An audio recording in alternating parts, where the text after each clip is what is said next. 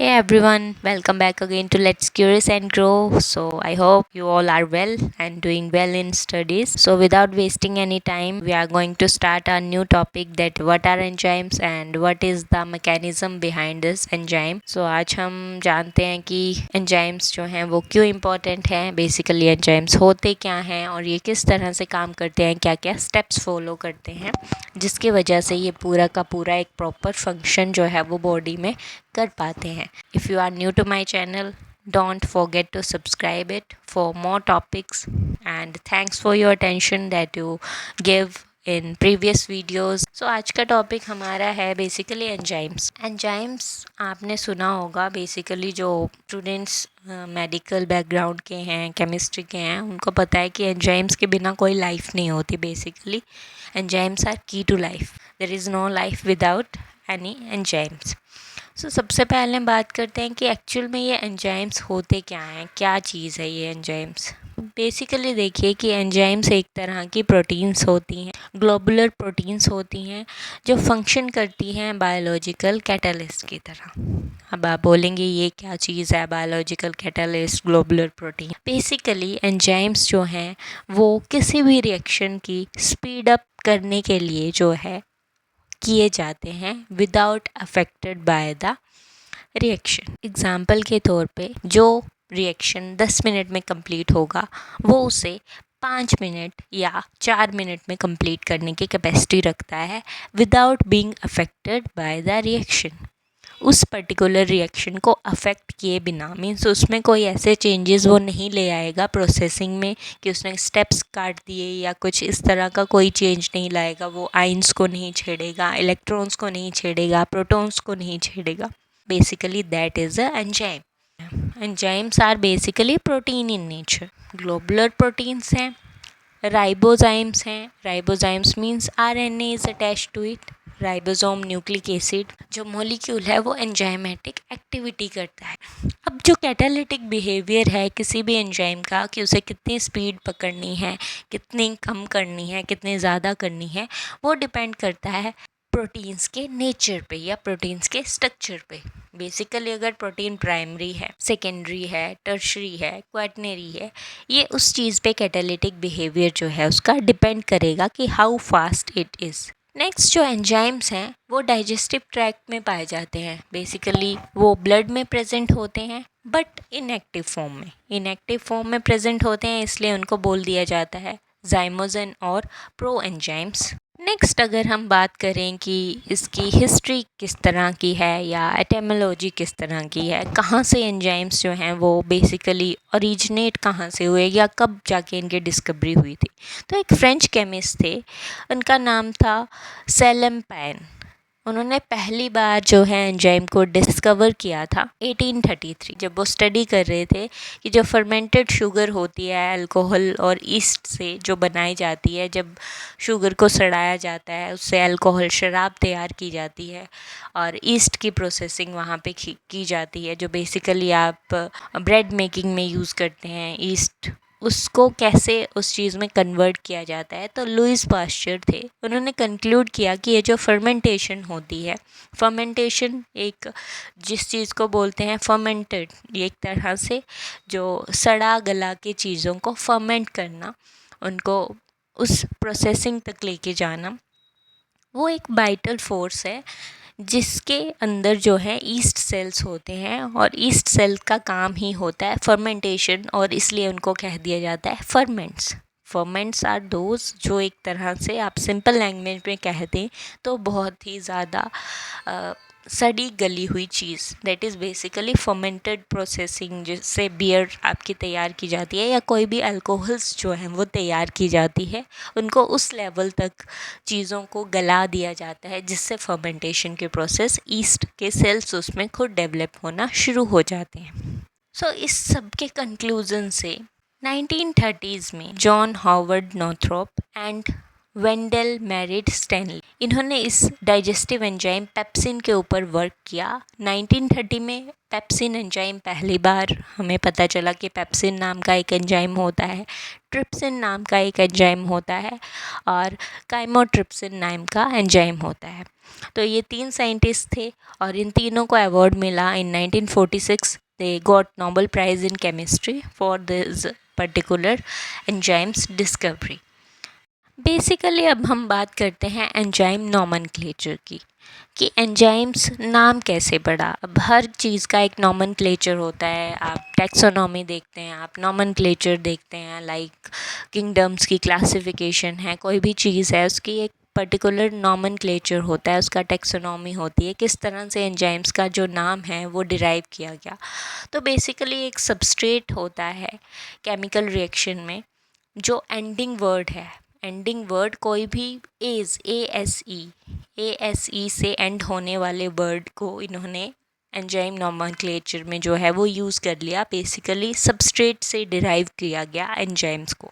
Substrate means आखिर के 3 words जिसके पीछे एज लगा हो। For example lactase, hydrogenase, DNA polymerase. So हर एक जो एंजाइम्स है, डिफरेंट तरह के जो एंजाइम्स हैं, लाइक लैक्टेज अलग एंजाइम है, अल्कोहल डिहाइड्रोजिनेज अलग एंजाइम है, DNA polymerase is another one enzyme. So ये डिफरेंट एंजाइम्स हैं। तो जो कैटालाइज करेंगे ये सेम केमिकल रिएक्शंस करते हैं।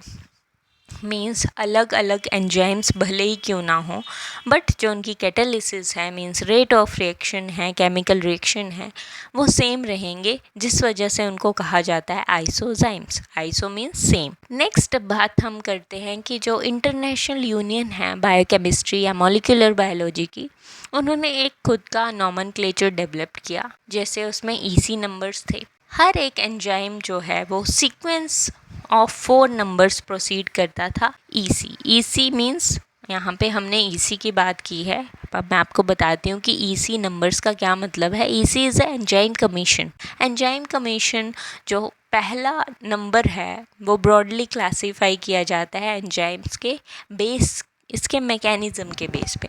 बेसिकली जो है ईसी एंजाइम कमीशन जो है, इसका बेसिक काम है, ब्रॉड काम है, बहुत एक मोटा मोटा काम जो है वो है एंजाइम के मैकेनिज़्म के ऊपर थोड़ा सा बेस तैयार करना कि ये किस तरह का होगा।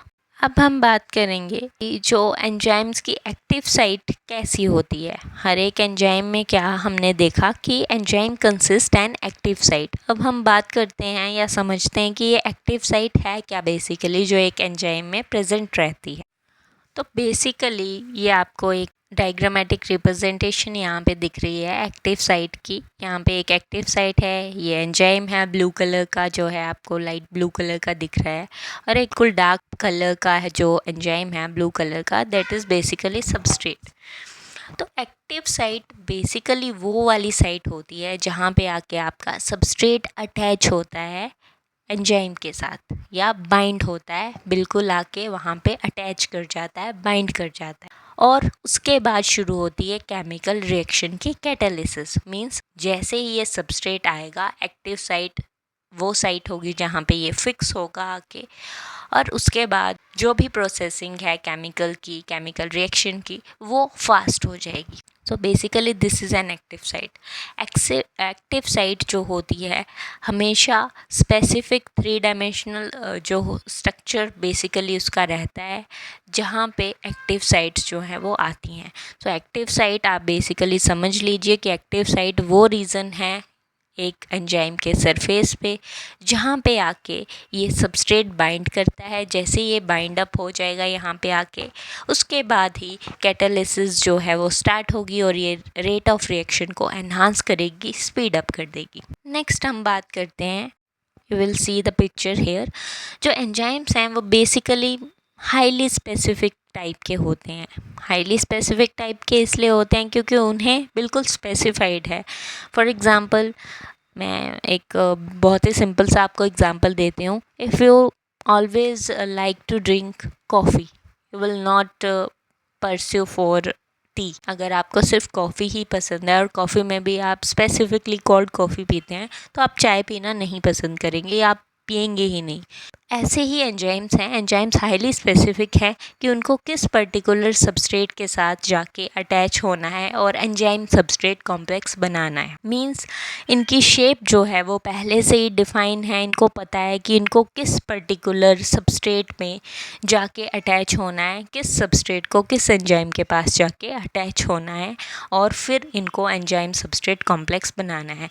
अगर ये इसकी शेप का ही नहीं होगा तो यहाँ पे फिक्स ही नहीं होगा। तो यहाँ पे आप पिक्चर्स के थ्रू भी देख पा रहे हैं, ये पर्टिकुलर एंजाइम सबस्ट्रेट है, नीचे आपका एंजाइम है और ये एंजाइम आके जो है इस सबस्ट्रेट के साथ जो है जुड़ गया तो इसने एंजाइम सबस्ट्रेट कॉम्प्लेक्स जो है वो बना दिया। अब ये जो हाईएस्ट स्पेसिफिसिटी होती है एक तरह की एक्यूरेसी होती है। एक्यूरेसी मीन्स कोई चीज़ बहुत ही ज़्यादा परफेक्ट है कि ये उसी चीज़ को कॉपिंग करेगी, उसी चीज़ को एक्सप्रेस करेगी जीनोम में। तो एंजाइम्स के पास एक तरह की प्रूफ रीडिंग फंक्शन होता है। प्रूफ रीडिंग फंक्शंस कहाँ पे होता है? बेसिकली आपका डीएनए पॉलीमरेज में। मींस वो उन बेसिस को खुद जाके एनालाइज कर देता है कि 5' जो है आपकी साइट उसको 3' के साथ बाइंड करना है और 3' को 5' के साथ बाइंड करना है। तो वो एक्सोन्यूक्लियस डोमेन या डीएनए पॉलीमरेज या पॉलीमरेज डोमेन कहलाती है, आपको यहाँ पे दिख रहा है। तो बेसिकली उनमें कॉपिंग करने की जो कैपेसिटी होती है वो बिल्कुल ही एक्यूरेट होती है। That's why they are highly specific. कुछ एक एंजाइम्स होते हैं जिन्हें प्रोटीन्स की रिक्वायरमेंट नहीं होती किसी एक मॉलिक्यूल को एक्टिव करने के लिए, एक्टिविटी को करने के लिए।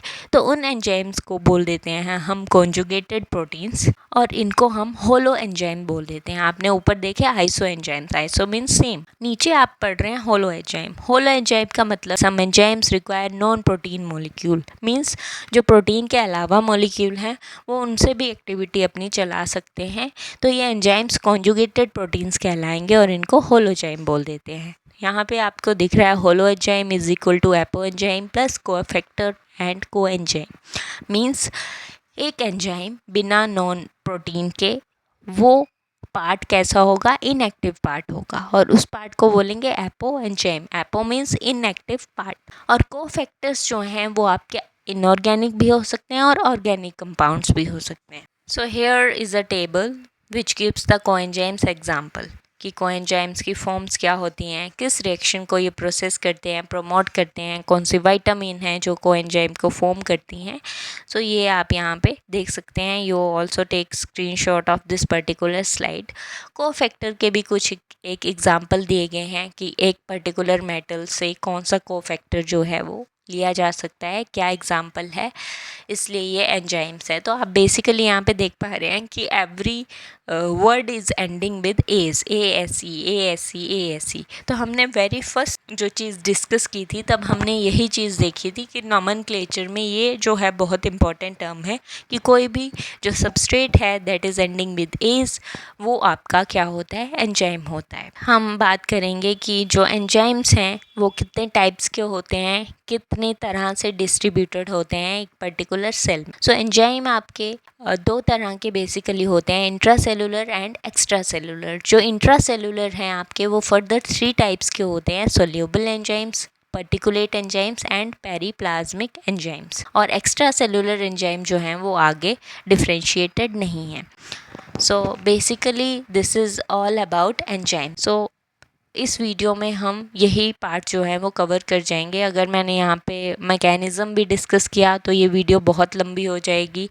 सो I will made it in second part में हम बात करेंगे मैकेनिज़्म ऑफ एंजाइम एक्शन के बारे में। So that's all about today's video. I hope you will understand this topic and don't forget to subscribe for more topics, and I will catch you later in the next video. So thank you very much for watching.